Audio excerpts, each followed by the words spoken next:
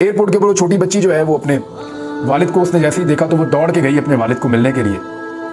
तो ये एक एहलकार वहाँ पे एयरपोर्ट सिक्योरिटी का जो एहलकार है उसने बालों से पकड़ के बच्ची को ज़मीन पे धकेल दिया और वो बच्ची ज़मीन पे गिर गई। मैंने जब ये मंजर पहली नज़र में देखा तो मुझे जो पहला अफसोस हुआ वो ये हुआ कि मैं वहाँ क्यों नहीं था।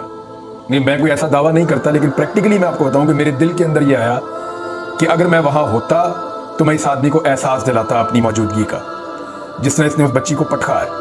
यानी मुझे तो, हमारे घर में सबके घर में बच्चियां हैं, उसके घर में भी बच्चे होंगे, ऐसा कैसे हो सकता है? वो बच्ची फिर रोती हुई अपने बाप के पास गई। कैसा बेबस उसका बाप होगा कि बड़े लंबे अरसे के बाद वो अपनी बेटी को मिल रहा है, उसको गले लगा रहा है और वो रो रही है, बता रही है कि ये अंकल ने मुझे पटका है, बालों से पकड़ के ज़मीन पे फेंका है। और उसका बाप उसका कुछ नहीं बिगाड़ सकता, क्योंकि इस मुल्क में रूल ऑफ लॉ है ही नहीं।